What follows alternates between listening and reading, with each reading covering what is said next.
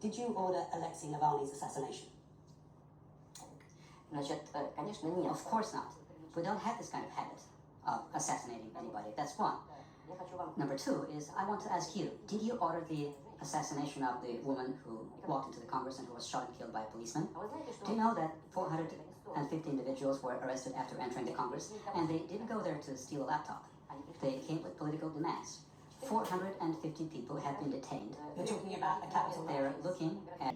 You're talking about the Capitol. They're looking at jail time between 15 and 25 years. And they came to the Congress with political demands. Isn't that persecution for political opinions? Some have been accused of plotting to take over government power. Some are accused of robbery. They didn't go there to rob. The people, the individuals whom you mentioned, yes, they were convicted for violating their status of individuals who had been previously convicted and given suspended sentences. Twice an individual was given suspended sentences. Essentially, it was a warning not to violate the Russian laws. And he completely ignored the requirements of the law. The court went on and turned the conviction into real jail time. Thousands and thousands of people ignore requirements of the law, and they have nothing to do with political activities in Russia every year, and they go to jail.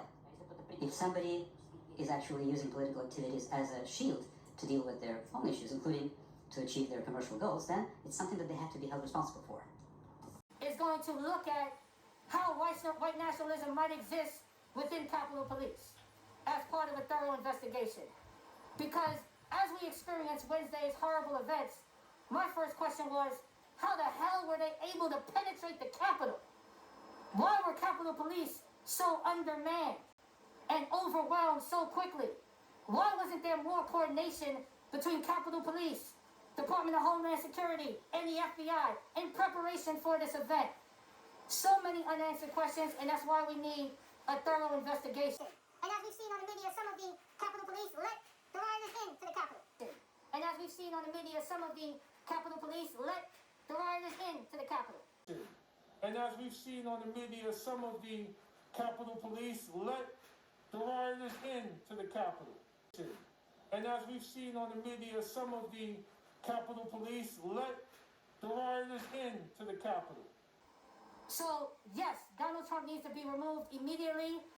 This is something that I actually put in my folder when I came out here today. You have no idea what it is. Nobody does, because it arrived on the internet to me this morning. It's a request for the rights to use my song, Another Brick in the Wall 2, in the making of a film to promote Instagram. So it's a missive.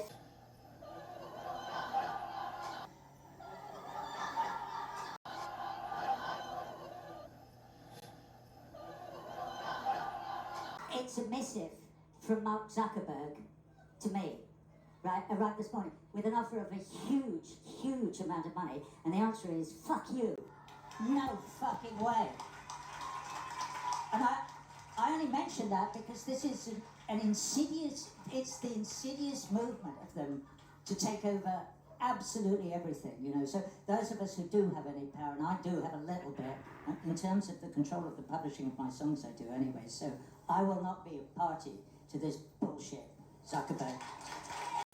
Do not be intimidated by our opponent's angry and menacing tone, because if we were, we would never have been able to accomplish what we've accomplished. In truth, they are actually terrified of you, the people. They're terrified.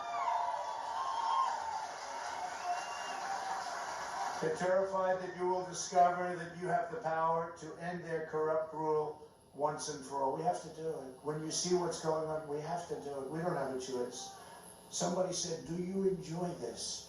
I said, it's not a question of enjoyment. Believe it or not, I do. I shouldn't. Have to go check something, but I shouldn't.